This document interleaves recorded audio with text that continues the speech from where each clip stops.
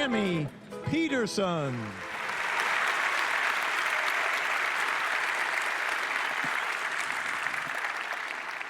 Good evening, Inglewood, California. That was always a great place to go when I was a kid. I was in northern Alberta thinking, California, that sounds warm. But you know, every time I come here, I have to wear all my clothes that I brought because it's never quite as warm as I thought it was going to be. But beautiful nonetheless. So I'm going to bring Jordan out very soon. We're going to sit here and we're going to answer some of the questions that you offered us on Slido, but I'm going to just talk to you about 2 business opportunities that my family has been involved in Jordan's business.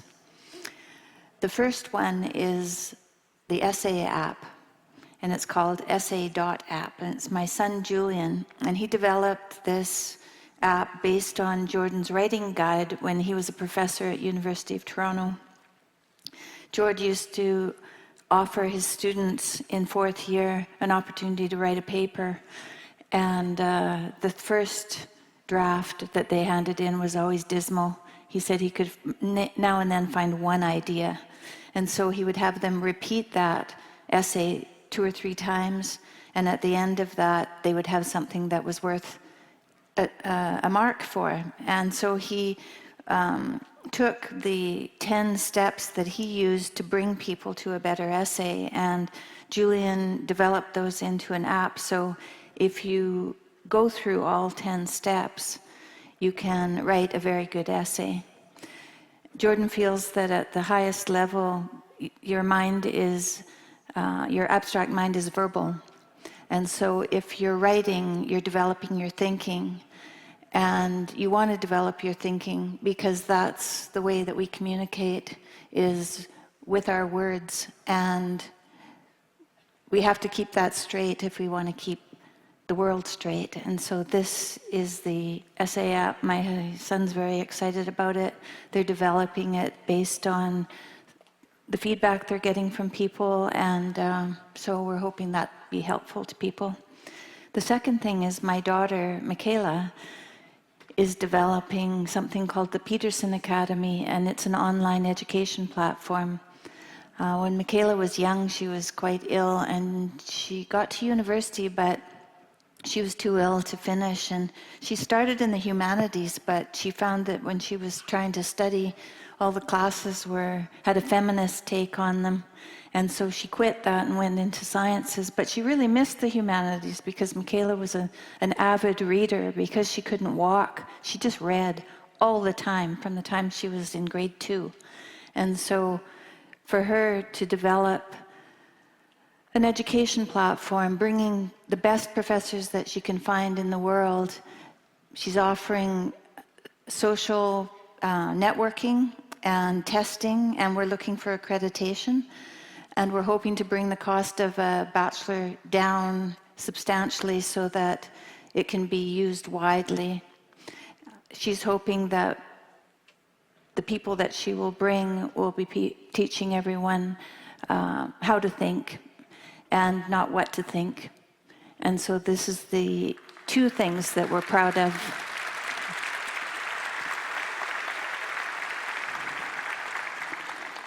So this is our last stop before we head off to New Zealand and Australia soon.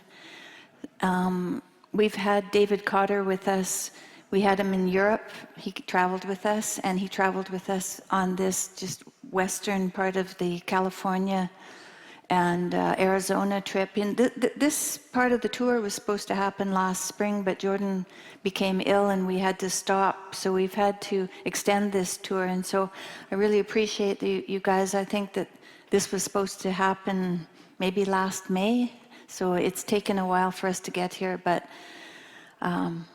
we've been wanting to come, and we're really thrilled that we're well enough to be here and that you guys have had the stick to it to come and sit. So I'm hoping tonight that we can have a really engaged and fun conversation. So I'd like to first give David Cotter a round of applause for his guitar playing.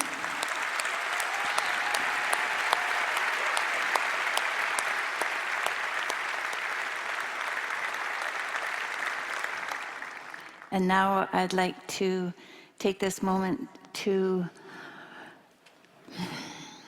humbly invite my husband, Jordan Peterson, out on stage and give him a big hand.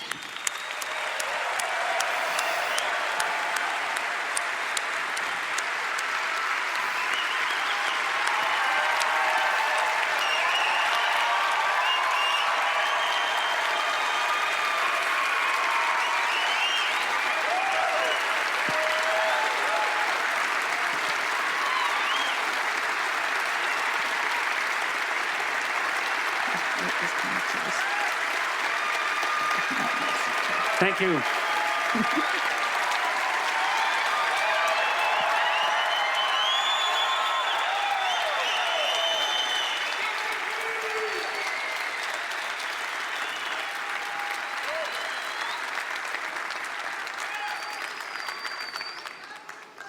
It's very, very brave of you, LA denizens, to flirt with cancellation and come out to this show.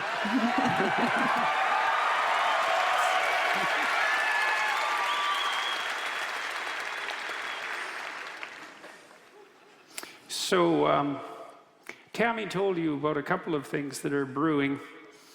This essay app, which is quite a useful tool if you want to straighten out your thinking, because that's really what you do when you learn to write better, and people are very rarely taught that. I've had many undergraduates. It's quite shocking to me after 12, 13, 14 years of education. If I asked them why you might write an essay, they would say, well, to get credit for the class. Well, that's sad, you know, really, if that's the best explanation you can come up with after sitting in school for like 14 years. Man, that's dreadful. And I spent some time explaining to my students often why they should write. Now, obviously, if you're in a class, you should write because you're in the class and you need to do the assignments, but that's not a good reason to write. And you write because you want to think something through. One thing about writing is that you can ask yourself a question, hopefully an important question, and one that you want the answer to. And you have to start there, because if it's not an important question, then why bother answering it? And if you don't want the answer, then why bother asking the question?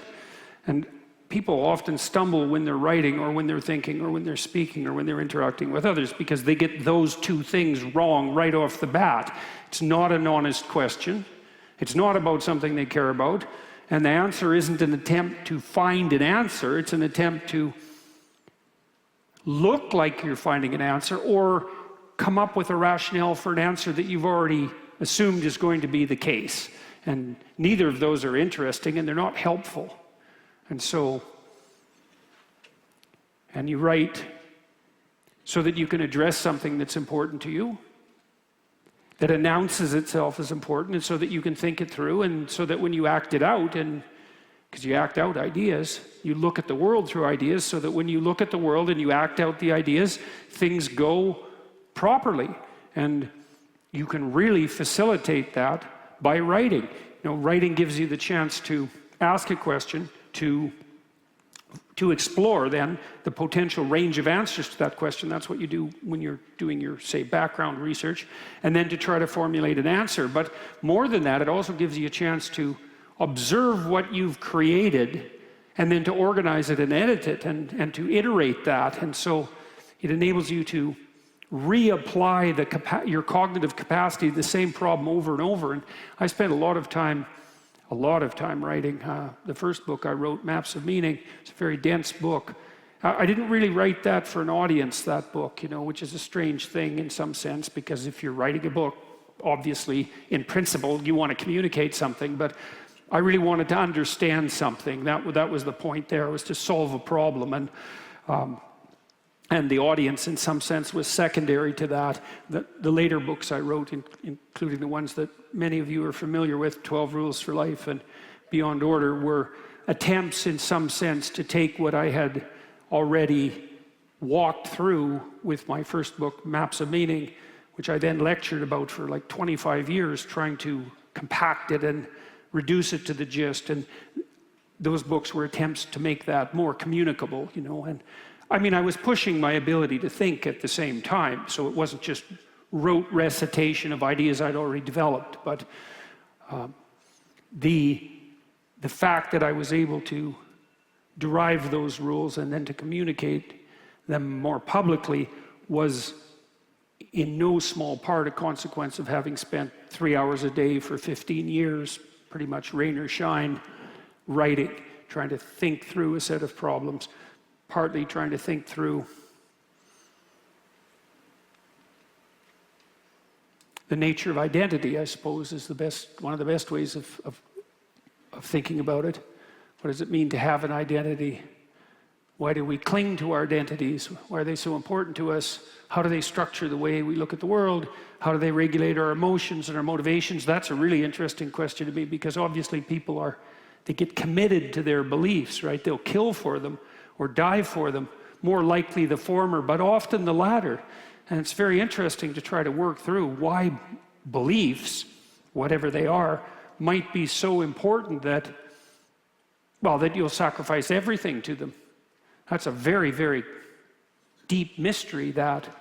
And so, anyways, it was as a consequence of many, many thousands of hours of writing, which is very much equivalent to thinking, that I was able to derive the ideas that I was later able to publicize. And so this essay app that Tammy spoke of is an attempt to build the tools of production and editing into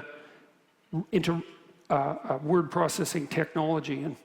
And so far people seem to think that it's quite useful. It took me a long time to formalize. When I was editing my students' papers, I was simultaneously trying to figure out what in the world I was doing when I was editing. You know, when you read something, it's not that easy to figure out how you evaluate it, right? We have some sense that some ideas are of higher quality than others, and that some ideas are deeper than others.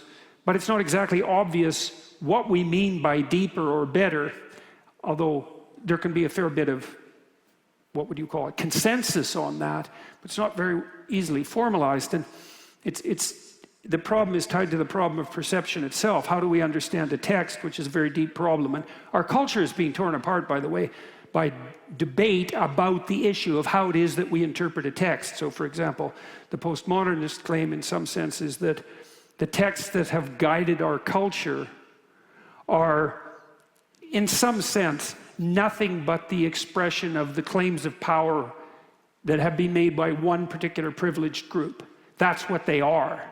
And, you know, people do use their ideas to buttress their claims to power, and so it's not a critique without its merits, although there's a difference between saying that some ideas are used by some people some of the time to buttress inappropriate claims to power, and all ideas have that nature. Those are very different.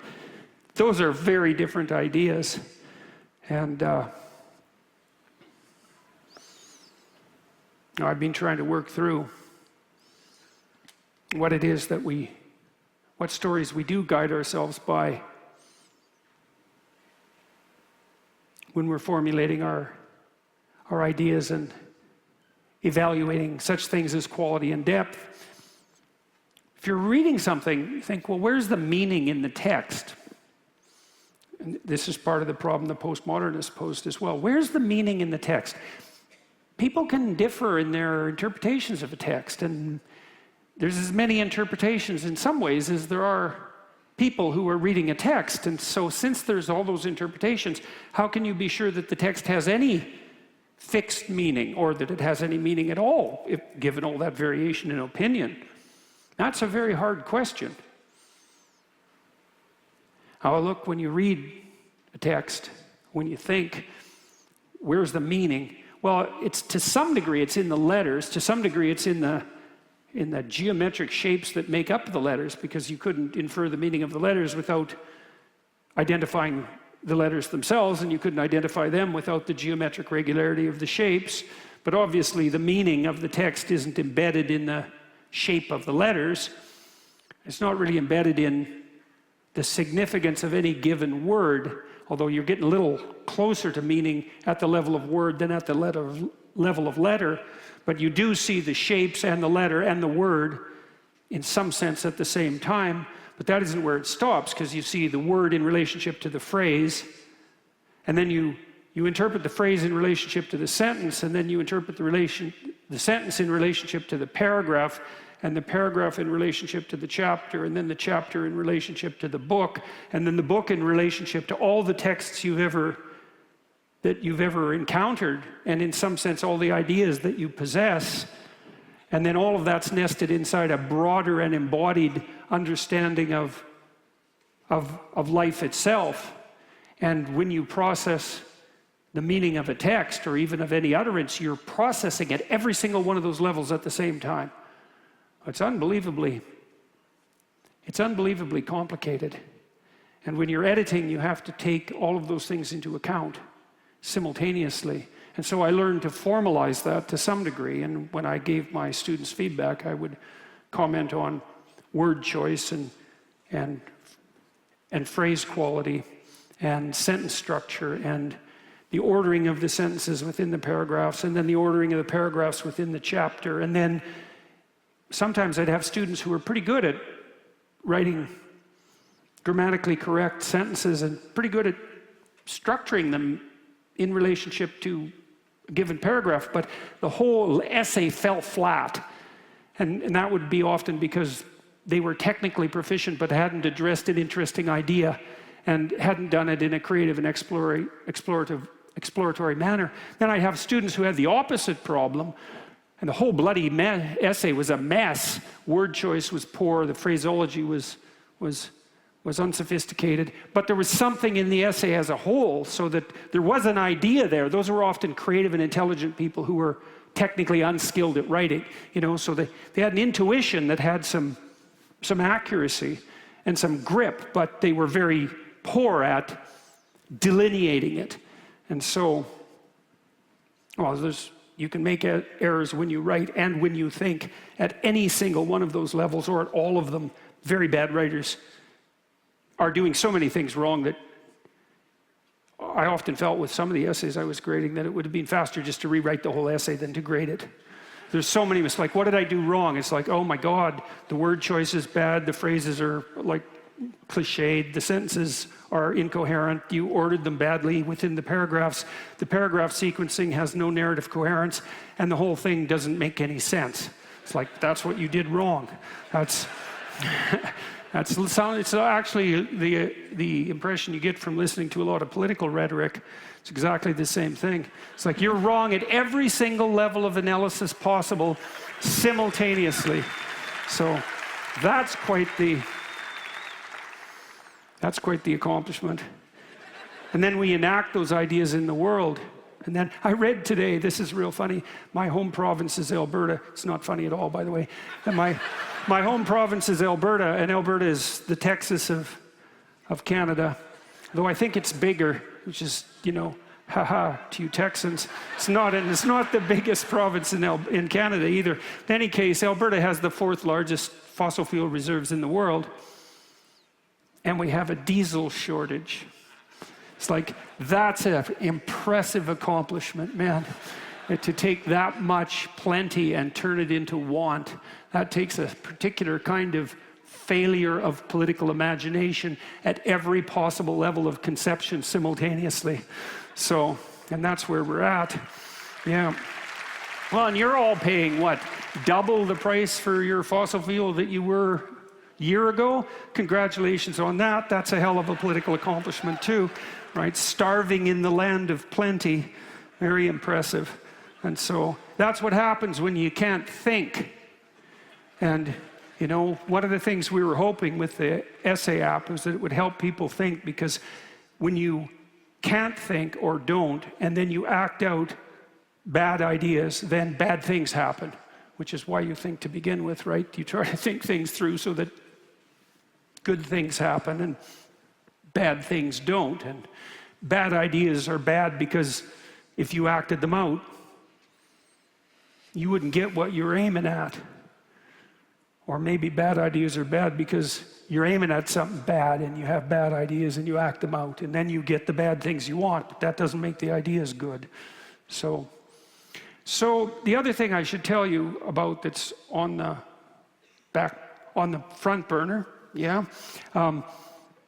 some of you may know, and some of you don't, and some of you don't care. I joined forces with the Daily Wire a couple of months ago. And there's a bunch of reasons for that. One reason is I'm an evil capitalist, and so are they, and so that means I can trust them because they're greedy in a predictable way, and that makes them real easy to deal with because they like money, and I like money, and so we've got an agreement there, and so I'd way rather be dealing with someone like that than someone who is making moral claims of a sort I don't understand. It's like, you like money, eh? Me too. We can probably move forward on that basis, and I don't have to figure that much out else. I don't have to figure out much else about you to get the ball rolling, right? It makes you trustworthy, and I know, and it's kind of a narrow sense in some sense, and I don't think that, it's that the aim of money should come above all other aims. I think that, first of all, I think that's foolish, and second of all, I don't think it works, but as a starting point, it's pretty good, and so they made me a good deal, but the deal was multi-dimensional because they basically offered me a situation where I could keep doing what I was doing, which I have kept doing, to put content out on YouTube, for example, but that I could also do a bunch of other things that I wouldn't have otherwise been able to do. And so that was a good deal, and I find them quite entertaining and enjoyable to work with. And so that's also a good deal. And so one of the things that we've done together 2 months ago, I met a bunch of people in Miami. These were academics and scholars and intellectuals of various stripes, all of whom were super bright, at least in my estimation, and who had some literary knowledge. And so we got together and walked through the first half of the book of Exodus. And so some of you know that in 2017 I did a series of lectures on Genesis, and that was extremely useful to me and hopefully the people who were watching and listening, and it's been very popular, strangely enough. And I've wanted to continue my walk through the biblical narrative, let's say story by story, and I was hoping to get to Exodus, and a variety of things occurred to make that not possible in the short term.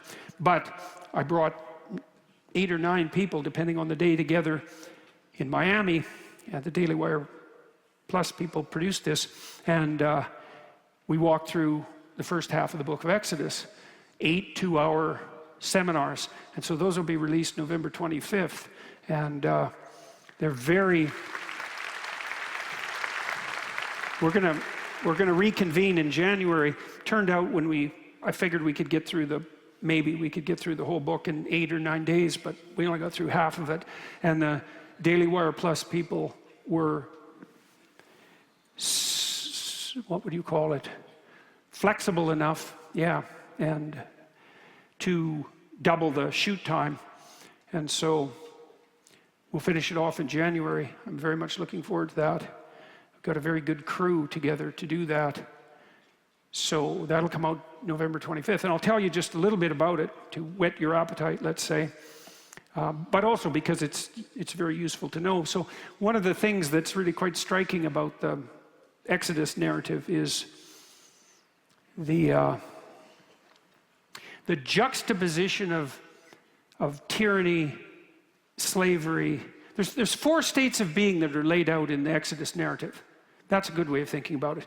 There's tyranny, right, and that's the pharaonic rule, and it's portrayed as tyranny. And interestingly, the tyranny is portrayed as undesirable. And you might say, well, that's self-evident. Like, well, that isn't what tyrants think, right?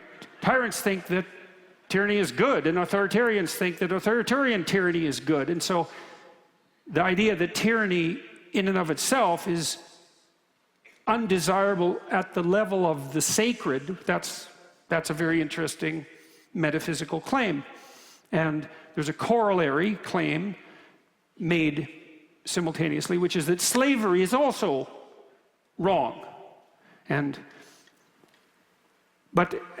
so those are two states of being, tyranny and slavery, and they're both regarded as inappropriate in the sight of God and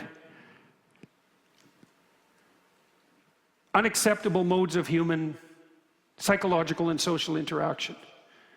And the story is predicated on that claim.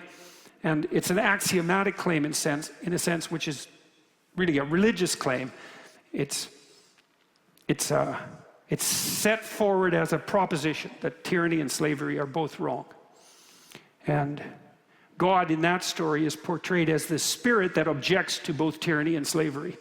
And that's an interesting conceptualization of what God is or means.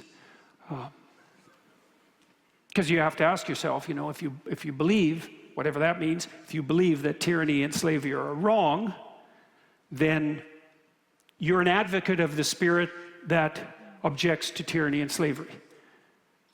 And you might think, well, you might regard yourself, let's say, as a-religious, but if you object to tyranny and slavery, then you're possessed by the spirit that regards those states of being as unacceptable. And so that's a very interesting take on what constitutes belief. Because you can't really say it's your belief that tyranny and slavery is wrong, because if it was your belief, you'd believe it, no one else would. It's a collective belief. Now, not everyone shares it, and certainly not everyone throughout history has shared it, but it's not your idea. It's an idea that has you. And so then the question is, well, what's the nature of that idea, and where did it come from, and is it reliable, and all of that. And it's an animating idea. It's something you act out. So it's not just a statement about a set of facts. It's like if you regard tyranny and slavery as unacceptable, then that shapes the manner in which you see the world and the manner in which you act. It's not just an objective description of a set of patterns in the world. It's something like a personality that makes itself manifest within you. And that's very interesting to think about and very interesting to know. Those aren't the only states of being that are portrayed in the Exodus narrative. There's two others. They're less political or economic in some sense. There's the desert as a mode of being, and there's the promised land as a mode of being. And the promised land is something like the eternal destination. And I could say, and I think it's reasonable to say this, that if you're striving towards something, and if that striving grips you, right, renders you enthusiastic and motivated. Enthusiastic means to be inspired by the Spirit of God. Entheos is to be enthusiastic. And we tend to be enthusiastic in relationship to a goal we value. And you could think about the archetype of the valued goal as the image of the promised land.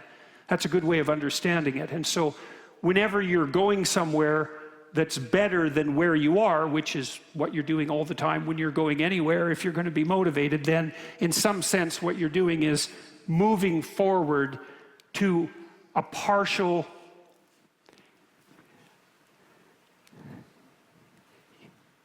You're moving forward, you're gripped by the apprehension that you're incrementally moving towards that which is most desirable. And that would be the ultimate destination point. That's another way of thinking about it. And it's an infinitely receding destination, right? Because you may move forward and accomplish a goal, but that doesn't stop you. It's a strange thing, because we often think we'll be happy when we reach our goal. It's like, that isn't how it works. Usually what happens when people reach a goal is that there is a moment of celebration, but there's an instant reconstitution of identity, right? Because on your graduation day from university, you're king of the undergraduates, and then the next day you're an unemployed person looking for a job at Starbucks. But you get my point, right? Is that when you hit the goal, then the entire structure that guided you toward that goal and that was part of your identity, it comes to an end. And then there's a period of confusion, an interregnum, you might say, which is the space between two kings. And there's disorientation there. And then another goal emerges, and perhaps it's a more comprehensive goal than the previous one, which would be a good thing. And so, in some sense, you're moving towards a goal, and then that completes itself, and then there's a collapse, and then you reconstitute another goal, and you do the same thing. That's Sisyphus, right? The man who rolls the rock up the hill only to have it roll back down. Sisyphus is often viewed as a narrative of ultimate pointlessness, but that's not the only interpretation of the story. It's, well, if you got what you wanted, would you just stop? Like, is that the end? Are you done? Well, that doesn't work out very well, and so things have to be constituted so that you have a goal, and then you can attain it, but then a new goal makes itself manifest. And hopefully that's, especially if you've learned something and put yourself together in the pursuit of that previous goal, you're more together now, and there's more of you, and so the next goal, you could think of the next goal as a more sophisticated approximation of the promised land. And then you could think of that sequence of goals that makes up your life, if you're fortunate, as continual approximation towards the final destination. And then you get to have your cake and eat it too, in some sense, because you get to pursue proximal goals and attain them, and for whatever utility there is in that attainment, but you also get to continue the adventure. And it might be that it's the optimization of the continuation of the adventure that's the best goal. And that's a strange thing to think, but it's very useful. It's a very useful way to think, because then you don't stake your whole life on any given goal. Think, well, I'm optimizing my pursuit of a series of goals that transcend one another. And when people ask a question like, well, what's the meaning of life? First of all, the meaning, but there's many meanings of life. But this is a core meaning, this ability to optimize the process of goal construction and pursuit itself.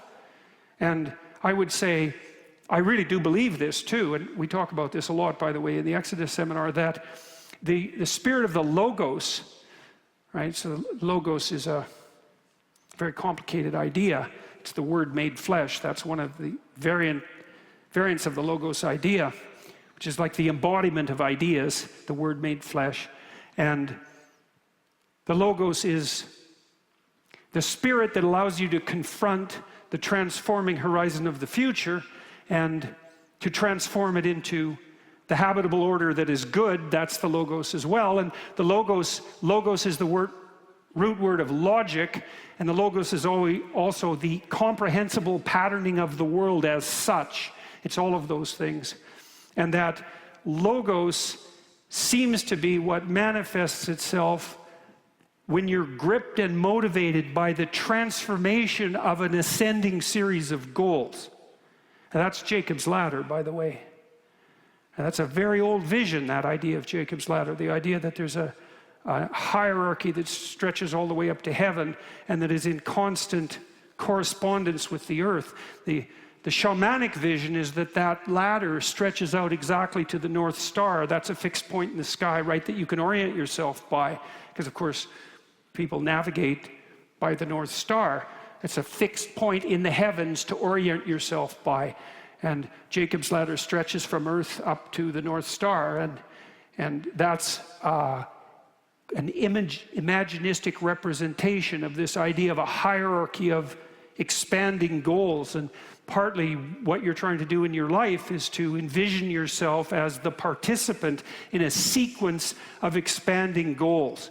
And then you get the advantage of having the goals, like I said, whatever proximal value there is in attaining the goal, but you get the adventure of the sequencing of the goals and the constant broadening that goes along with it. And that's real. That's real. It's not something merely metaphysical, although it's metaphysical too, because maybe you can imagine this. As your goal pursuit becomes more sophisticated, you're better for yourself. And yourself in an expanded sense. When you're young and you're impulsive, you your goals are unsophisticated, and so you might optimize your emotion and your motivation and your resources in the short term, but fail in the medium to long term because you're not very sophisticated. But as you become more mature, you're more able to govern your behavior in the present so that what you do in the present works over a longer span of time, right? So you're not betraying yourself tomorrow by your actions today, which is like the definition of a kind of narcissistic impulsivity or hedonism, right? It's like, well, it's fun now. It's like, yeah, fair enough, but it's 3 in the morning, you know, and you're face down on the carpet, and that was fun, but there's tomorrow, and there you are tomorrow. And so in the pursuit of that short-term goal, you betray your future self. And as you become more mature, the harmony between your present self and your future self increases. That's a good way of thinking about it. And to some degree, you have to sacrifice the impulsive, you have to sacrifice the impulses of the present to ensure that harmony with your future self. That's a much more sophisticated idea of the self. You might say, well, it's okay to be out for yourself. It's like, well, what do you mean exactly? Do you mean your present hedonistic, impulsive, short-term self? Because that's a bad strategy. Do you mean yourself extended across time? That's a much wiser self. And that's actually the self whose care you promote when you socialize your children, because what you want your children to do is mature to the point where they can take care of themselves. And what that means is they're no longer acting in the short-term impulsive manner, but able to govern their conduct with reference to the fact that they're going to extend across time. And then you might say, well, the more mature you are in the positive sense, the better you are able to bring your present self into harmony with all of the manifestations of your future self. And then you think, well, that's interesting, because what that does in some sense right away is turn you into a community, because you today and you tomorrow and you next week and you next month and maybe you in 20 years, or maybe you as a pensioner if you're young, that's a lot of people to take care of across a long span of time. And it isn't obvious at all that that isn't the same as taking care of other people. I think it's the same thing. And so then you might say, well, as you get more sophisticated in your ability to build goals, and this is like a hierarchy of value, is one thing better than another? That's a perennial question. It's a question as perennial as is there meaning in life? And the answer seems to be something like, well, there is a hierarchy of value in goal pursuit, because the more sophisticated your goal is, the more contexts across which it works simultaneously. And that'd be true for you, because if you're taking care of yourself properly, that will work across time. And maybe it'll work across time in a way that makes things better and better across time, not only maintained. At least that would be the hope. And then you'd also hope that as you become more mature in your capacity to regulate yourself, that you would also simultaneously be able to bring more people under your umbrella of care. And so, you know, and you can think about this in terms of contemplating what it is that you spontaneously admire about people. And this is assuming that you're not short-term psychopathic, hedonistic, and shallow, you know. And I really mean that technically, because short-term impulsive, hedonistic, and shallow, psychopathic, narcissistic, that's all a technical diagnostic reference to a very short-term orientation. And why is that wrong? Well, the reason it's wrong, technically, is because it doesn't iterate very well. If you run that program repeatedly, it's going to drive you into the ground. And then if it's a really bad program of short-term impulsive, hedonistic, psychopathic self-gratification, it's not only going to run you into the ground, while you get run into the ground, you're going to bring a bunch of other people with you. And unless you presume that being run nose first into the ground with a lot of other people is a good thing, then it's a bad thing, and that's why that's a bad identity. It can be a malevolent identity. It can not only be non-functional, it can be outright evil. And that's real. That's not just a matter of moral relativism. It's extraordinarily real.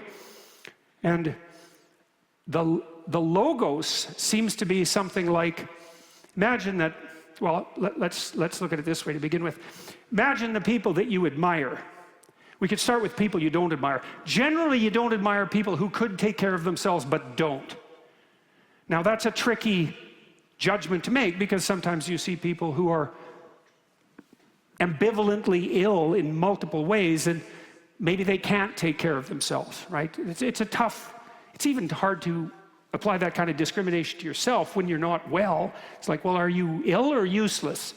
Or are you ill or just using your hypothetical illness as an excuse? And, you know, people call themselves out on this all the time, and it's not always an easy distinction to make, but it's certainly the case that, well, that people can genuinely fail in that. This logos. So the people you don't admire, the people who could take care of themselves and don't. Here's another category. People you don't admire. People who could take care of other people, or people who could and should take care of other people, but who don't. Okay, you're not going to be gripped by admiration by those people. And that's interesting, right? Because admiration does grip you. If you admire someone, if you want to emulate them, because those are the same thing, if you want to mimic them, if you find them compelling, it's generally not because they don't take care of themselves, although they could, and they don't take care of other people, although they could. It's the opposite. And that's partly the intrinsic admiration for something approximating both competence and generosity, right? You admire someone who is capable and who's generous. And the capability is something like the generation of whatever it is they're aiming at that's valuable. And then the generosity is the ability to distribute that. And then you could see that calls to you. When you meet someone like that, or maybe even when you see yourself manifest the same spirit, you think, oh, that's good. And then that's a reasonable thing to conclude. And we're very confused about that in the modern world, because we tend to be morally relativistic and think, well, what's good and not good, that's just an opinion. It's like, yeah, no. Really no. Because, and our nervous systems shout no. Because we're gripped by admiration in the face of some patterns of action, and even by repugnance in the face of others. And so it's not so obvious at all that that's rationally thought through. It's not obvious at all that it doesn't reflect something fundamental about the nature of reality. And then this makes a certain amount of sense, right? You can imagine that it would be appropriate for you to be gripped by admiration for someone whom you see taking care of themselves in a very effective manner that works over the long run while they are walking uphill, and who's also able to do that for a bunch of other people at the same time. That seems like a good deal for everyone. And I would say, I really do believe that that's at the core of what we regard as celebration or worship. So admiration is like, it's like the entry level for worship. That's, you know, you hear kids hero worship. What does that mean? Maybe they have a sports figure they admire, and admire means would like to imitate and are gripped by, right? Their attention is gripped by it. They want to emulate that. And the worship is the emulation of the highest possible spirit that instills admiration. That's a good technical definition of it. And then you might ask yourself, well, does that have any reality? And the answer is, well, are there patterns of behavior that iterate across time, that lead uphill and that incorporate many people? And the answer is, well, obviously, because some people are more effective than others, and radically so, and that effectiveness is manifest in part in their charisma. I would say that's part of it, but in their reputation, and certainly in the proclivity of your own unconscious mind to grip you with admiration when you observe their actions. And that's a spirit calling to you. It really is that. It's a very good way of thinking about it. And that's the manifestation of the logos. That's what that is. And that logos is part of what it is, seems to be something like the instinct for the spirit that iterates properly and productively across time to call to you to abide by its dictates or to follow its example. And that's a deep part of us. I don't know if there's a deeper part of us than that. You think about what happens when this is LA, this is a good place to talk about this. Think about what happens when you go to see a movie. Right? A movie has a hero, or an anti-hero, and it doesn't matter, because the anti-hero just tells you how not to act, which is a good guide to how to act, because you just do the opposite, so it's the same thing. The story has to have a hero, and the hero has to be compelling, and the compelling hero has to encounter true challenges and overcome them, and the overcoming has to be on an uphill trajectory, right? For it to be the kind of story that you would like to guide your life by. You don't want to act out a tragedy, not consciously, Yeah, well, you see people who have very tragic lives, and Carl Jung observed that they often unconsciously mimic a tragedy. One of his injunctions was, you should figure out what myth is guiding you, because it might not be the one you would choose if you chose it consciously. And you have people around you, it's very common in life, and you see them striving mightily to aim down. And you think, what's going on? And the answer is, well, the wrong story has them in their grip. Now, I know people have catastrophic lives for reasons that are beyond their control as well. And that there's an element of blind chance in everyone's life. But you still know what I mean. And you see this in your own life, is that now and then you seem hell-bent on repeating the same foolish errors over and over. You ask yourself, well, why? It's like, that's a good question. Some stories got you in its grip, that's for sure. And it's not such a bad thing to try to make that conscious.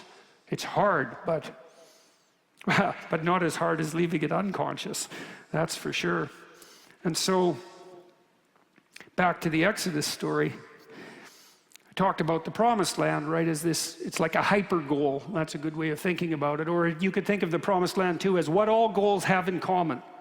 That's another way of thinking about it. So it's like the essence of the goal. And then it's portrayed in narrative, in image, as the shining city on the hill. That's an image, let's say. The heavenly city. The well-constituted house. The properly functioning country. These are all images of the same fundamental reality. That's the promised land. And that's what we're eternally striving toward. And I would say that's necessarily true, because even the notion of striving is predicated on the fact that, on the reality that you're pursuing a goal that you find gripping, because otherwise you wouldn't be striving. It wouldn't be gripping if you didn't regard it as valuable. And then I would say, in the most fundamental analysis, it wouldn't be gripping and implementable if it wasn't a valid goal.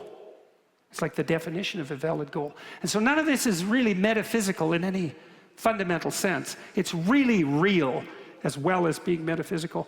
So you have the promised land, and that's what calls to us. And the theory in Exodus is out of the tyranny toward the promised land. All right, so we have slavery and tyranny, both undesirable states. We have the promised land as a counterposition to that. But we also have an intervening problem, which is the desert. And this is something we explored to quite a great degree in this seminar. You might ask yourself, why are people willing to abide by the dictates of their own tyrannical conceptions? You could ask that of the inhabitants of a totalitarian state, obviously, because people tyrannize themselves in a totalitarian state. Their leaders help, but they're in on the game. And then you might ask that psychologically too. You may be clinging to presuppositions that you know aren't in your best interest, and you may be imposing those presuppositions on other people in a tyrannical way. And you might ask, well, if the alternative to the tyranny is the promised land, why in the world would you bother staying within the tyranny? And the answer is, well, what happens when you allow the tyranny to collapse? And the answer is, you don't end up in the promised land. You end up in the desert, right? And so that's another canonical place of being. Is the desert the Israelites found themselves lost in real? Well, they were lost for 40 years, and in that geographical neck of the woods, there isn't a desert large enough to wander around in for 40 years. And so unless you're walking in circles, and of course you could be, but there's an eternal desert that we all end up in from time to time, and you can spend a very long time there. And that place emerges when your tyrannical presuppositions are destroyed.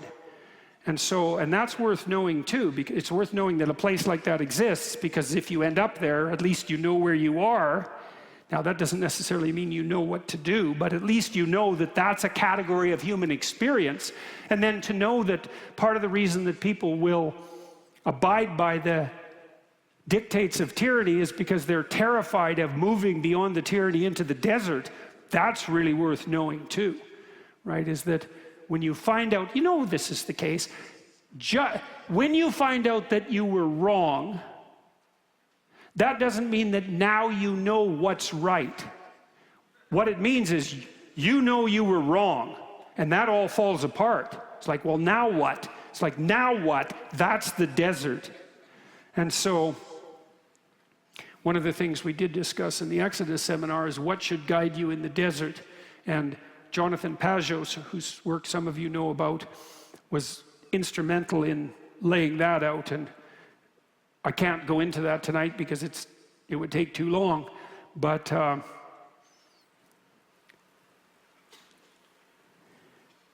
can give you a bit of a hint about it. So one of the things that happens in the desert,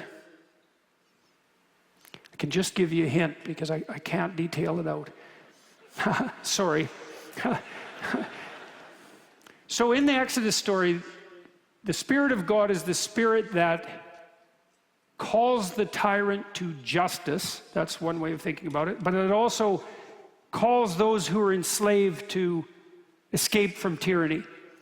And so that means that Spirit is neither the spirit of tyranny nor the spirit of slavery, but the Spirit that extracts the human soul from those states. And you might ask, well, do you believe that that Spirit exists? And the answer is, well, are you willing to move beyond tyranny and slavery towards whatever the alternative is? And if the answer is yes, then you believe in the existence of that Spirit. If belief is what you then act out, which is a good definition of belief. When the Israelites are lost in the desert, they lose faith in the Spirit that pulled them away from tyranny, and they don't know how to orient themselves in the desert. This is something else that's very relevant to today.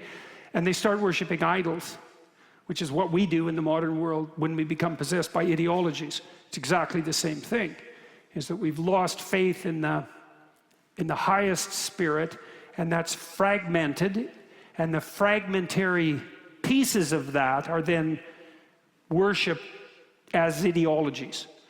And then we're very badly disoriented. And I think the reason for that is that a belief system that isn't an ideology has this nature that I already described, which is that it concentrates on the description of the core pattern that enables you to constitute one goal after another in a manner that's sustainable across time, individually and socially, and in a manner that leads uphill. And that's a very tight set of constraints. There's not...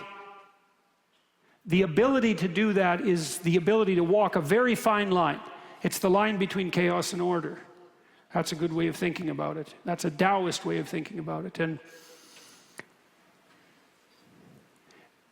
the Spirit that led the Israelites out of tyranny and slavery makes itself manifest again in the desert as the pillar of fire during the night and the pillar of cloud during the day. And so that's something like light in the darkness and darkness in the light. It's something like the harmonious play of opposites. It's something like the balance between chaos and order. And that's a very interesting thing to know. And I think so I guess I could explain it, turns out. And that's the same Spirit that stacks these goals in the way that I just described. Why?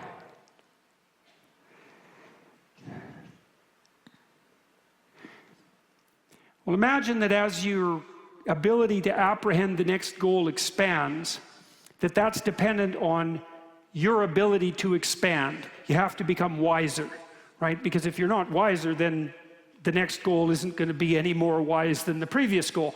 And so the acquisition of wisdom is the precondition for the proper sequencing of expanding goals. That's a good way to think about it. Then you might ask yourself, well, how do you know when that spirit of wisdom is making itself manifest within you? And the answer would be something like, you're gripped by the experience. So imagine what we're doing in this silent lecture hall. You got to ask yourself, why is it silent? And the answer is, because at the moment the words are landing, right? And so everyone in the audience is sharing the same state of mind. It's partly why we like to do this kind of thing collectively. And the state of mind is the inhibition of all the other things your mind could be doing by whatever's going on right now. And the fact that whatever's going on right now is gripping is indicated by the fact that nothing's competing with it. And that actually works out neurologically, because you have a pattern of attention that's guiding your actions at the moment and your perceptions. And it's dominant enough, and I mean neurologically dominant, so that everything else stops. You're not moving around. You're not thinking about other things. It's inhibited everything else that could be happening. And then you might ask yourself, well, why would you allow yourself to have everything else that you could possibly be doing or thinking about come to a halt right now? And that's a value question. What makes what's happening right now more important than any of the other things that you could hypothetically be doing? And to some degree, you don't know the answer to that. But the answer manifests itself in something like, well, it's interesting. What's happening is interesting. And so then you might say, well, what does it mean for something to be interesting? Which in some sense is the same question as, what does it mean for something to be meaningful? And I would say, this is very cool, and I think it's true. If what's happening is putting you on the edge of chaos and order, so order is who you are, let's say, and chaos is the potential that's in front of you, and the being that you could become, you want to be on an edge, and the edge is the place where you're stable enough so you're not being fragmented, you're not afraid and overwhelmed, but you're not stagnant either, you're transforming. And let's say if it's optimally interesting, that's a signal that it's optimally transforming. And that's real, that signal. In fact, I think it is the most real thing. I really mean that. I mean that metaphysically, neurophysiologically, objectively. I think it's the most real thing, that instinct for being gripped by what transforms you optimally. And that's the play of opposites. It's the intermingling of what you know and what you don't know. It's the Taoist yin and yang, and it's also the interplay between the pillar of fire at night and the pillar of cloud during the day. It's the interplay of opposites. And so when you're lost, this is the message in some sense. When you're lost, well, what can you be guided by? And the answer would be, well, when you're lost, you can be guided by the spirit that compels your attention. It's the same as Moses attending to the burning bush, because it catches his attention and he attends to that. He allows that capturing of his attention to guide him, and that leads him towards divinity itself. And I think that's what the instinct for meaning does for us in some real sense, is that which grips us is a pointer to what would you say, the infinite source of redemptive revelation. I think that's literally the case. And that's also the logos. And it's the spirit that if you follow that spirit, you become wiser. And as you become wiser, you can expand out your conception of the goal, and you can become more skilled at implementing that. And that's all real. And so that's part of what we discuss in this Exodus seminar. And so maybe you'll find it useful. And so with that, I'll turn my attention to the questions, and we'll continue with that. Already have water.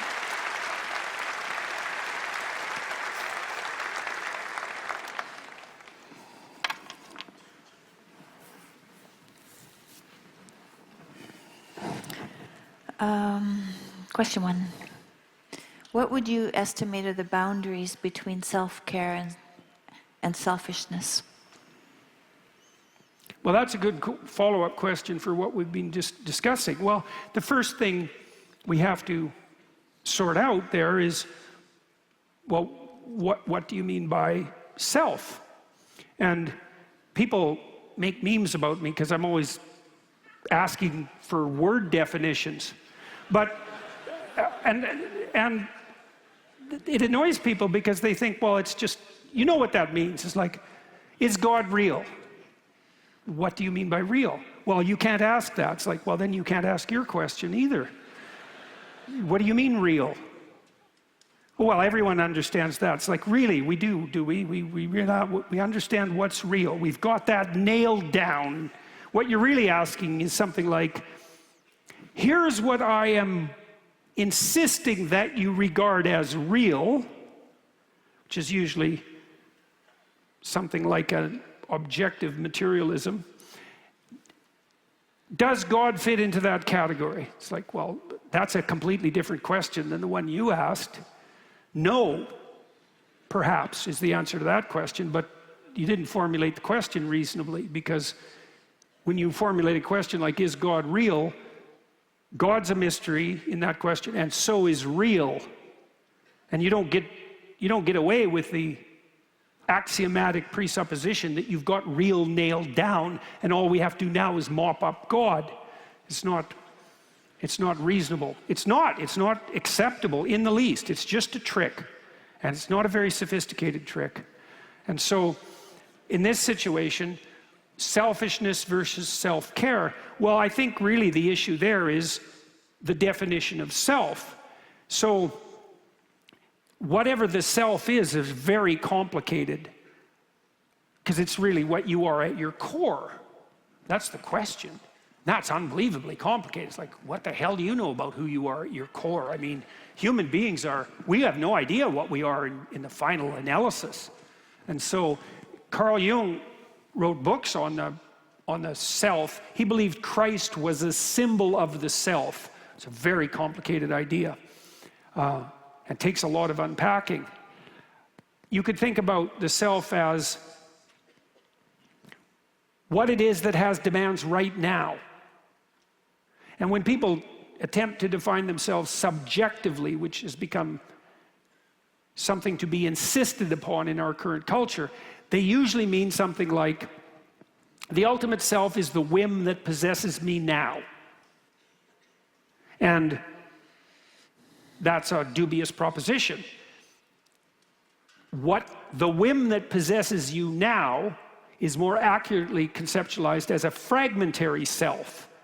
You know, if you have a 2-year-old and the 2-year-old wants something and has a little tantrum in the grocery store because of it, the impulsive demand that possesses that child in that context is a fragmentary part of the child, but it in no means is reflective of the totality of that person.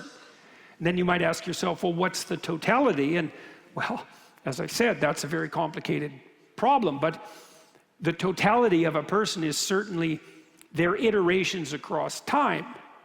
It's at least that, right? Because there's a past you, and there's a present you, and there's a future you, and whatever you is in the final analysis is the aggregation of all of that across time.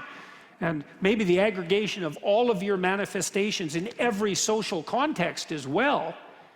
And then I could say, well, if you're taking care of yourself wisely, then you're taking all of that into account simultaneously.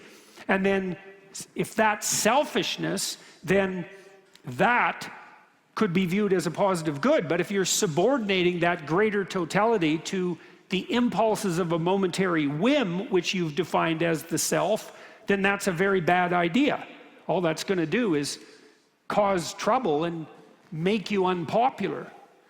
And so I don't believe there's any difference between service to the highest self and service to other people. I think those are the same thing. And we can think about that technically too. So there's a lot of other people and there's only one of you. And you're going to interact with people in a multitude of ways across your life. And you could imagine this, is that if you play fair in every interaction, or if everyone you interact with walks away from your interactions having gained, then everyone is going to line up to play with you. And so, how is that going to be anything but good for you? How could anything possibly be better than that? Because you're outnumbered very badly. And so if all the people around you are inclined, because of the way you've conducted yourself, to facilitate your progress forward, why wouldn't that be the best thing for you that could possibly occur? And one of the things I've suggested to my audiences, and people seem to resonate with this quite deeply, is imagine yourself ill and bereft of capacity, suffering. You think, well, what might sustain you during such a time? This is the question that's posed in a marriage, for example, for better or for worse, let's say. And one answer is the fruits of the sacrifices that you offered in relationship to other people previously. And so what does that mean? Well, if you had been responsible and caring, mature, and self-sacrificing in the proper manner, and I don't mean martyrdom, like a nihilistic martyrdom or a resentful martyrdom, then you've stored up, to put it sort of coldly, social capital. And then people will be pleased to return the favor in times of desperation. And that way, if that was the case for all of us all of the time, then we'd be in a mutually sustaining web of interactions. And that's not exactly organizing your psyche, right, so that you can sail through suffering. It's more external. It's that you're storing up your sanity in the reciprocal goodwill that you've built up with other people. And to do that optimally, you do that in a spirit of something like playful love, if you do it optimally. And of course that's going to redound to your great benefit. But even better than that, it's going to redound to your great benefit in a way that's also simultaneously mutually beneficial to as many others as you're skillful enough to manage. This developmental psychologist named Jean Piaget. Piaget is a very interesting thinker. And he was motivated by his life's goal was to reconcile science and religion. And modern analysts of Piaget generally regard him as a developmental psychologist. But he described himself as a genetic epistemologist. And by genetic, he meant one who analyzes the genesis of things or their beginning. And by epistemologist, he meant someone who analyzes structures of knowledge. And so what Piaget was trying to do was to understand how our structures of knowledge developed across time. He thought if you wanted to pursue philosophy, and even more deeply, let's say theology, then it would make sense to look at how knowledge structures develop from childhood forward, because they're simpler in childhood and you might be able to understand them better than having to dive right into adult cognition. And he got a long ways on his enterprise. I think farther than people realize. He's a very sophisticated thinker. And he had this theory of equilibration, which is a lovely theory. So an equilibrated system will maintain itself without outside compulsion.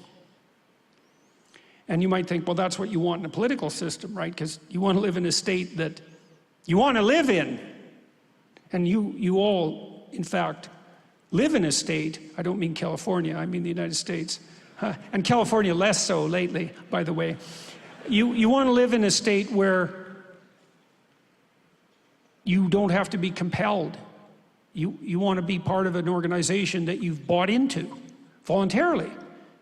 And it's so interesting because that's actually one of the criteria by which you could judge the value of a state. Does the state have to impose its dictates by force? Or does the state offer you a vision that you voluntarily accept and celebrate. And I would say your country has been very, very good at that. I mean, the American dream is not a dream that merely possesses Americans. Right? It's a dream that, in some sense, has been offered to the whole world. And I would say, you might ask, well, what's the evidence for that? And I would say, how about the fact that people want to move here? That constitutes the evidence. And even though this country is far from perfect, that's not exactly the issue. The issue is it less imperfect than the other offerings? And the answer to that is, well, do people want to move here? And if the answer to that is yes, then that's the evidence. And clearly they want to move here, and there are reasons for that. And the reason for that, in some sense, is because you're playing an equilibrated game. It's a game that will sustain itself without compulsion. And that's actually the definition of a game. So for Piaget, a game was a microcosm of the promised land. That's a good way of thinking about it, if you want to think about it theologically. So a game is an arrangement of vision shared by two or more players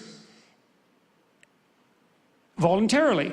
And so when two children decide to play a game together, maybe they decide to play house, the one child who's offering the game might say, do you want to play house? And the other child, say it's a boy and a girl, will say, yeah, I'd like to play house with you. And so then no force is required because both are voluntary participants. And then the children develop a shared vision, which is the confines of the game, to play house. And then they run the simulation. And if they run the simulation properly, then they both find it engaging. And the engagement is a marker for the quality of the game. And the game expands their capacity to perceive and act with skill in relationship to an important life goal, right? Establishing a permanent relationship, because that's what you're practicing when you're playing house. And if that's done optimally, then it doesn't require compulsion. And if the two children are very good at doing that together, then they want to repeat it and continue to develop their skill, and that's what a friendship is. And that's not based on power, right? That's not based on a power relationship. That's so cool to know that, because, you know, the cynics say, well, it's all about power, and they usually say that because they want it to be all about power. But really, but that isn't the basis for stable human relations. Stable human relations are based on the construction of equilibrated states. And if your marriage is equilibrated, you both want to be in it. Now, I mean, there'll be times when you don't, and, you know, you need to abide by the fact that you've accepted some constraints so that, well, you're not equilibrated, you're not getting along, you don't just leave, right? You still fight it through and try to reestablish an equilibrated state. But the idea of equilibrated state is extraordinarily interesting, and it's a vision of paradise. And the proper vision of paradise is something like eternal play.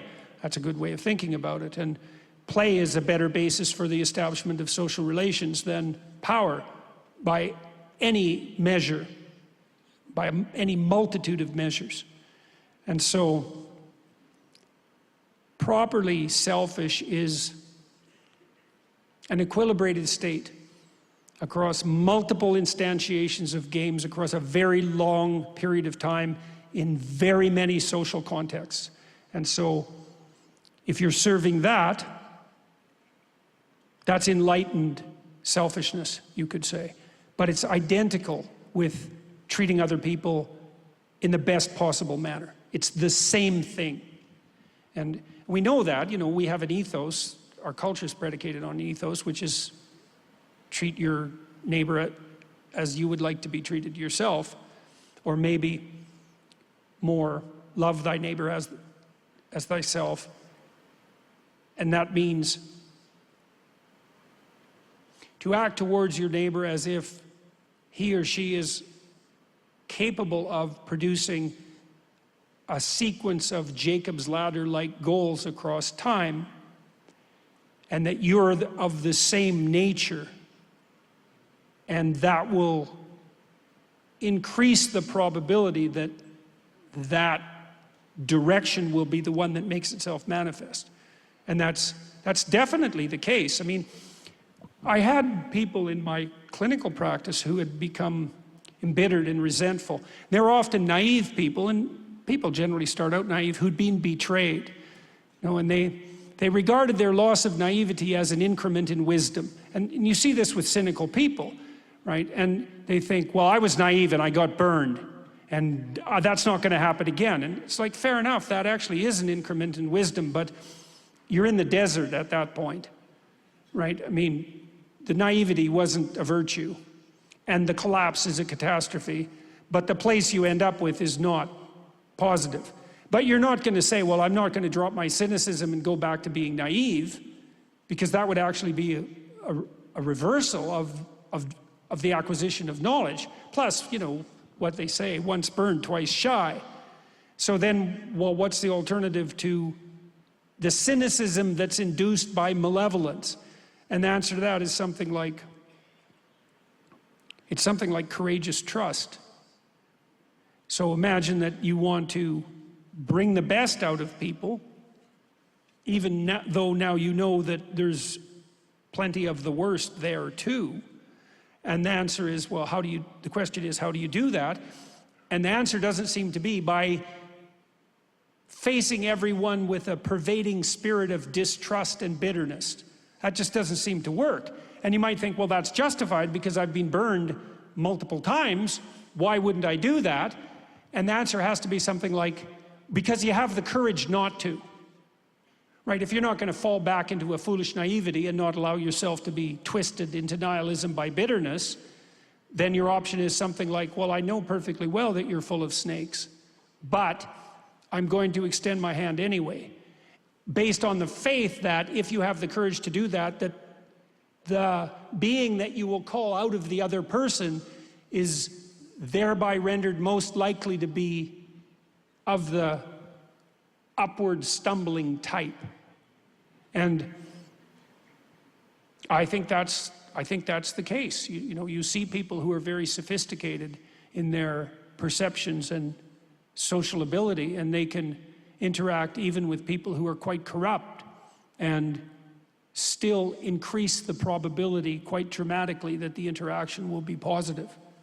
And that's part of that impulse towards the development of an equilibrated state. And so to reach out your hand like that to your fallen brother, let's say, without being naive, that's part and parcel of acting out that highest order conception of the self. That's the logos. That's how that works. So that's an answer to that question.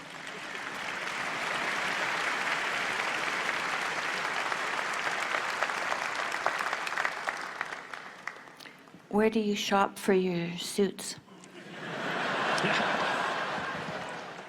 Well, I'll tell you about this suit because it's quite fun. So I was approached by this very creative clothier. I'm not going to go any farther than the jacket. LGFG Fashion House. They contacted me about 3 months ago, and said they wanted to make me 12 suits, one for each of the rules in my first book. And so that was fun. How many of you know who the Trailer Park Boys are? Yeah. They're terrible. They're terrible people. Anyways, one of the suits has a Trailer Park Boys lining with, so that's very funny. And another one has a lining with Jung and Nietzsche and Dostoevsky and George Orwell and Viktor Frankl. So that's very cool. And this suit, this is sheep wool on this side and goat's wool on this side. And that's heaven. And that's hell. So, and the tie as well. So I have blue trousers as well, depending on whether I'm feeling like raising hell or walking towards heaven. And so, yeah, they made me these remarkable suits. They're crazy, they're over-the-top suits. I have one, I just got picture of the boots sent tonight. They're kind of elf boots, which is strange. And they're green. And it's a tuxedo for this suit, the one I'm speaking of. It's green tuxedo, and it's impregnated with crushed jade. And so it sparkles away, which is quite preposterous and extremely entertaining, as is this suit. So that's the story of the suits. And I could tell you a little corollary to that, I suppose. So when I first went on tour in 2018, I thought about how I was going to dress, because I thought about everything I could think about before I went on tour. I thought, well, if I'm going to do this, I'm going to go all in every way I could. Like I was going to do it halfway. So I thought, well, I better pay some attention to how I dress. I'd always dressed fairly formally as a university professor. My father was a school teacher, and he always dressed in a suit, even in the 70s when that became unfashionable. And I asked him when I was a kid, one day, I asked him why, because most of the other teachers had stopped doing that, and he said it was to show respect for his students. And he meant it.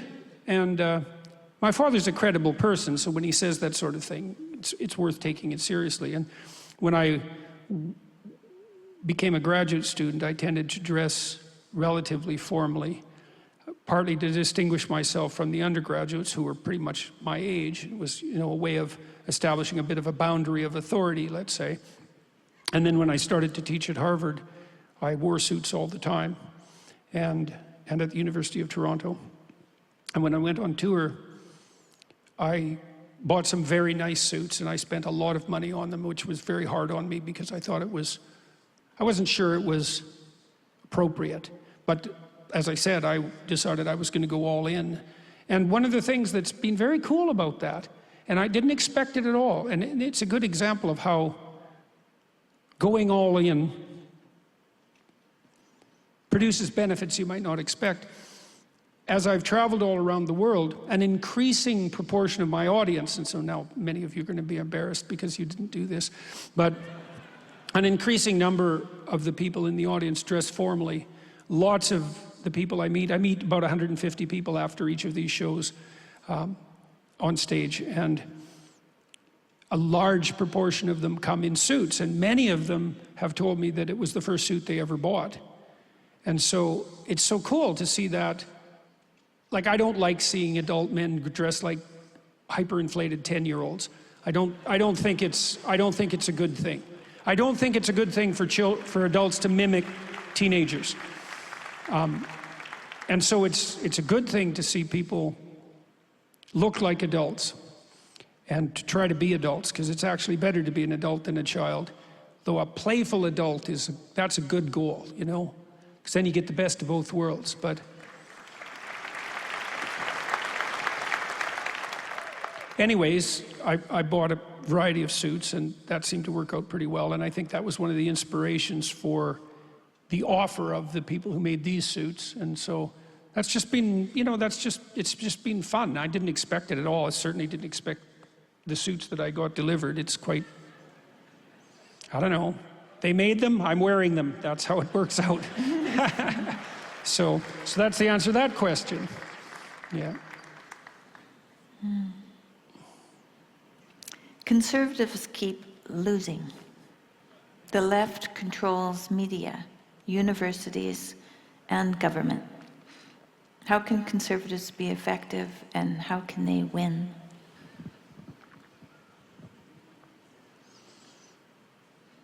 They have to tell a better story. Fundamentally, that's it. And then I think not only do they have to tell a better story, they have to act out a better story.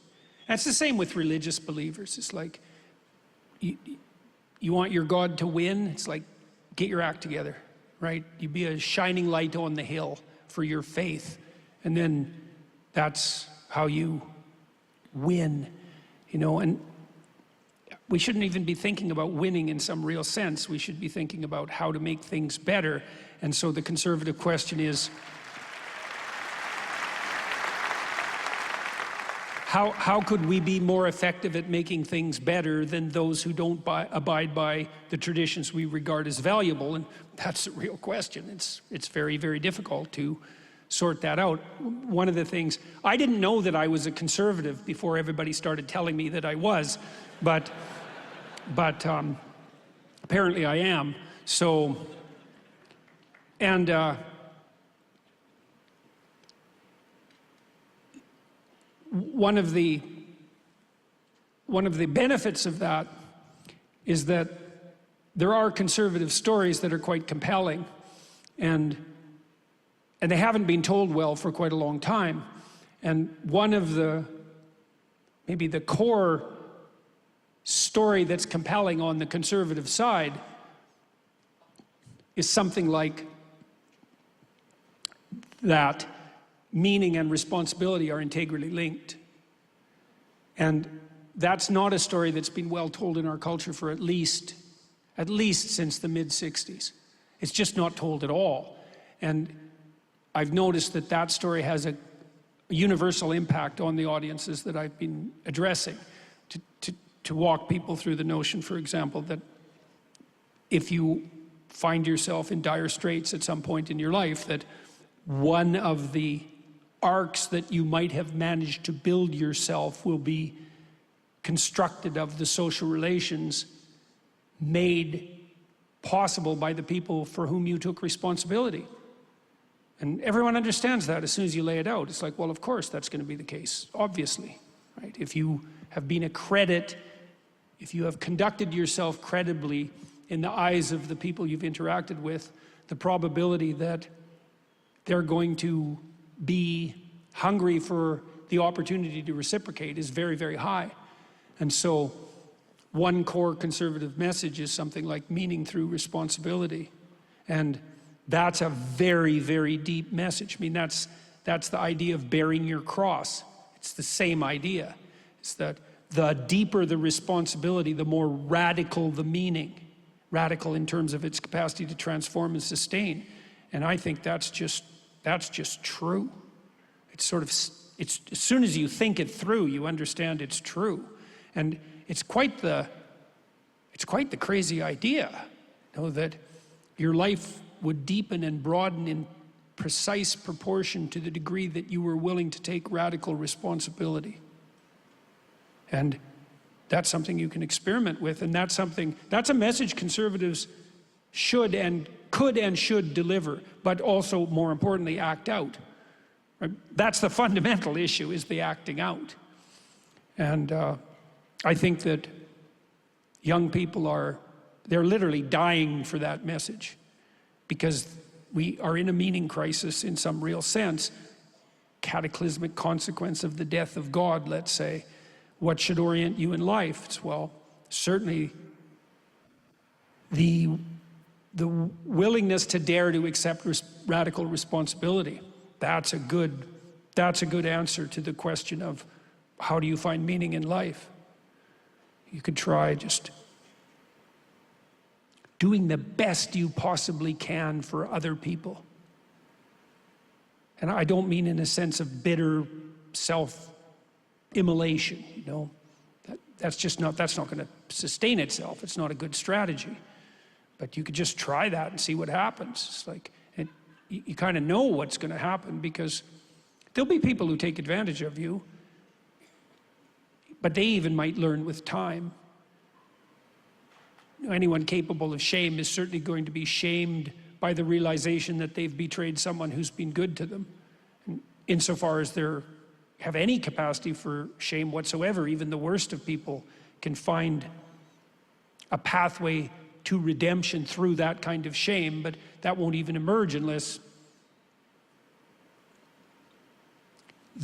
there's been someone who was good to them that they could betray. Now, one of the things that struck me from reading Carl Jung, again, Swiss psychoanalyst who was a stunning genius, he believed that he was very obsessed with what had happened in Germany in the 1930s and the 1940s, and then also with the emergence of the potential for nuclear annihilation after the Second World War. And his hypothesis was something like, we have to become as good as we are technologically powerful. And right now we're more technologically powerful than we are good. And he believed that was in part because our technological enterprise had expanded in some sense exponentially since the dawn of the scientific revolution, but that our ethical wisdom had stagnated, or, well, stagnated is good enough, and that's not acceptable, because as you become more powerful, you better become better, because otherwise that power will, your foolishness will, you'll be unable to control the power that you've developed, and it will turn against you as a consequence of your own sin. That's a perfectly good way of thinking about it. And so that struck me as highly credible, especially after I'd read a lot about totalitarian states and the fact that the reason totalitarian states can maintain themselves, so that would be definitely the use of power against our own power against ourselves, the totalitarian state. The reason those states sustain themselves is because every individual in those states lies about everything all the time. So it's a direct consequence of individual sin. Now that's not all it is, but that's a lot of what it is, that's for sure. And so I felt that the pathway forward into a world of unlimited human technological ability was through the radical renovation of the individual psyche, as radical a renovation as the technological renovation itself. And we're playing that out now. We're going to find out, probably in the course of most of our lifetimes, whether or not we can manage that. And we're pretty technologically powerful, and we're getting more technologically powerful all the time, and very, very quickly. And so that means we better get better fast at the same time. And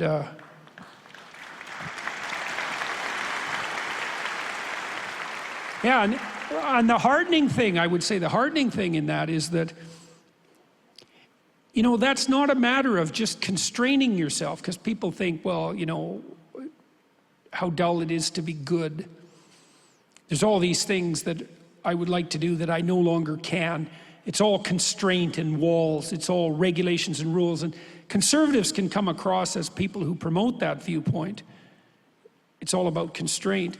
But that's not right, because there isn't anything more adventurous than being good, and there isn't anything better than adventure. And you might say, well, why is being good an adventure? And one of the answers to that is, well, it's really difficult. And so that's a plus. It's difficult in a voluntary sort of way. It means you have to take yourself in hand, right? And that's a challenge. But maybe you want a challenge. It seems that you want a challenge. And you might say, you might observe that part of being good is saying what you believe to be true. And you might say, well, why is that an adventure? And the answer is, well, you don't know what's going to happen if you tell the truth, right? Whatever happens when you tell the truth is whatever's going to happen when you tell the truth. You have to let go of the outcome. You have to, it's an act of faith. You have to presume, if you're going to tell the truth, this is a very strange thing. If you're going to tell the truth, you have to presume axiomatically that whatever happens when you tell the truth is the best thing that could have possibly happened, sort of regardless of what happens. And because sometimes you get in trouble for telling the truth. In fact, that's why children lie, right? Almost always. They lie because they don't want to get in trouble. And then you might say to them, well, they might object, well, why shouldn't I lie? Because I just get in trouble if I told the truth. It's like, well, the answer is because you'll get in a lot more trouble if you lie. It'll just take a lot longer to manifest itself. But when it does, it'll be way worse. And so you might as well take your lumps while the hand that's delivering the blow is still relatively mild, rather than store it up and wait for the crushing blow that will definitely come for you if you stack up enough lies. And so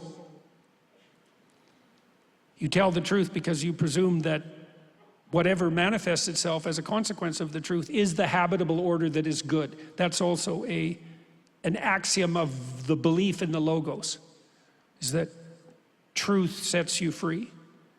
And the alternative to believing that is to believe that falsehood sets you free. It's like, fine, you know, try it out. Well, what we saw in the 20th century is that if falsehood rules, then you have a totalitarian state. That's the definition of a totalitarian state. Everyone lies about everything to everyone all the time. And that's hell. And you might say, well, I don't believe in hell. It's like, well, have it your way. Visit North Korea and see if it's real. It's real enough. And you might say, well, it's not eternal. It's like, well, you feel like it was if you lived there. So, and I'm not so sure it's not eternal in some more fundamental sense as well, because it's always a place we could go. And it's always there as a possibility. So, and I don't know what that means in the final analysis, but I know what it means practically and politically, you know, in a tangible sense. So, one more.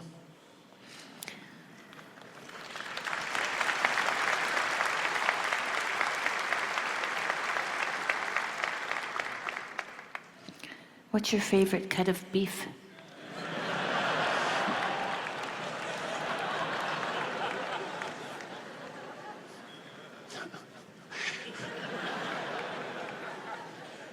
That was your number one question. That was the number one question. You're a deep group, you Californians.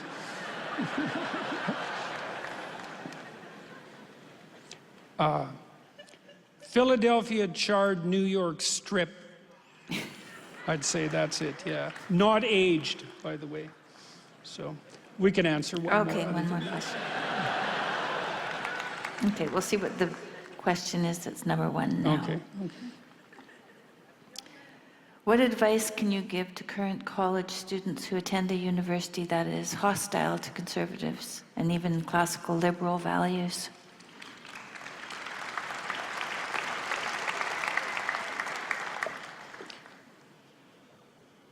Well, you have the library. So when I went to university, it was still the case that mostly you had to educate yourself. Like you could find some professors who were worthy of attention, and you could get them to guide you through your learning. But you had to do the learning. You had to read the books. And in some sense, regardless of how woke your particular college might be, you still have the library. You can read great books. So far that's not illegal. So that's good. And you can find out what those great books are by asking your professors. They're not all going to be woke, but if that doesn't work, it's not that difficult to find what the great books are by doing some investigations online. And so don't despair. You're still a student. You still have those 8 hours a day that you could spend reading and thinking. And then you can also take the opportunity to learn how to defend yourself. You know, there is some utility in being surrounded by those who are antagonistic to your intuitions, because the fact of their opposition can sharpen you. And so, as long as you take the opportunity not to falsify your vision. Students sometimes will say, well, I need to get a grade, and I'll just tell the professor what he or she wants to hear. It's like, you should never do that. That's a very bad idea. You should never do that at work. So I'll tell you a psychological experiment that's worth knowing about. So imagine that you bring a bunch of people into a lab, and you give them a questionnaire about their views on immigration, and then you rank them from pro to anti-immigration. I'm just taking a simple example. And then you take those who classify themselves as anti-immigrant, and you get them to write like 700 words about why immigration is good. And then you take the pro-immigrant types and you ask them to write a 700-word essay about why immigration is bad. And then you get them to come back a week later and you give them the same attitude questionnaire. And what you find is that those who wrote the counter-attitudinal essay have shifted their political views dramatically in that direction. And so what does that imply? Well, on the positive side, if you're taking a viewpoint different than your own voluntarily, and you're doing that as a matter of exploration, then it's going to differentiate and make more sophisticated your political vision, because you'll be able to take a look at an issue from more viewpoints simultaneously. But if you're doing it manipulatively, let's say, to get a grade, you're going to write out false beliefs, and then you're going to believe them. And so, if you practice doing that for 4 years, then you're going to be the acolyte of the beliefs that you've deceived yourself into supporting. Now, the alternative is to believe that you're wise enough to detail out explicit arguments that you don't agree with, and to ignore that, and to wall yourself off from that, and to not have it affect you at the same time that you're maintaining your original beliefs. It's like, you can just forget that. You just do not have the capacity to do that. If you deceive other people habitually, you will corrupt your own vision. And that's a very bad idea. And you know, there's a sin in the Gospels, the sin against the Holy Ghost, which cannot be forgiven. And the nature of that sin has been debated forever, let's say. But I think that's what it is. It can't be forgiven. If you corrupt your own vision, the reason that can't be forgiven is because you've corrupted the very thing that could redeem you. You've interfered with the very process that would orient you, that would reorient you in the world. They say there's none so blind as those who will not see. If you obscure your own vision, then how will you not fall into a pit? So if you're in a university that's ideologically corrupt, you have an opportunity to defend yourself. You have an opportunity to make yourself sharp. You still have an opportunity to learn, and then you have an opportunity to pit yourself against those who would deny your vision. And you could really become educated if you manage that. Now, that's very difficult. I'm not claiming for a moment that that's easy. And I would say the other thing that you want to do is you want to surround yourself with people. You need a community to help you take that on. But the probability is pretty high that if you're sitting in a class and it's hyper woke and you have an objection, that a good proportion of the people in that class have the same objection. In fact, perhaps the majority, even though they might be too timid to make that objection known because they're afraid of the tender mercies of the woke mob. And there's real reasons to be concerned about such things. But there are real reasons to be concerned about the alternative. You know, I don't want to be mobbed, therefore I will falsify my speech. It's fair enough. I can understand why you don't want to be mobbed, because that is definitely not pleasant. It's equivalent to, it's a real blow to be mobbed. It's really, really hard on people. It's really, really hard on people. And so I understand why people are afraid of that. The problem is they're not afraid enough of the alternative. If you kowtow to the tyrannical mob, you are now a slave. And if you practice being a slave, that's what you'll be. And if you practice being a slave, you will deliver the power that you would have had to the tyrants. And it's way more wise to be more afraid of that than to be afraid of being mobbed. Because that's really not a good outcome. And you wonder, you know, what happens in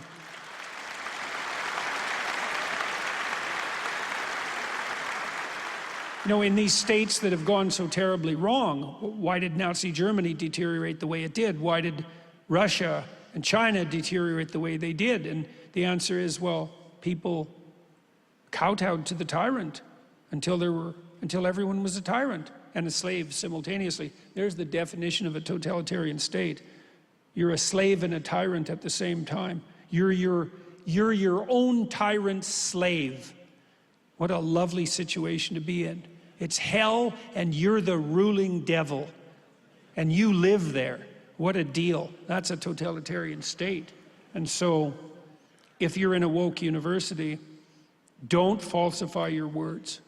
That's the worst thing you can do as a student. It's the worst thing you can do in your life. There's a reason we believe in our culture that the word is divine. The word shapes the world. You falsify your relationship to your words at the peril of your soul. And you might say, well, what does that mean? I don't believe in the soul. It's like, that's really beside the point in some fundamental sense. There are worse things than death. If you don't know that, you're fortunate, I suppose. The corruption of the soul is worse than death. And you corrupt your soul by falsifying your words. And so when you go to university, woke or not, do not let the tyrant take away your tongue. And striving to determine how that might be forestalled, that will be your education. And that's a good place to end. Thank you, everyone.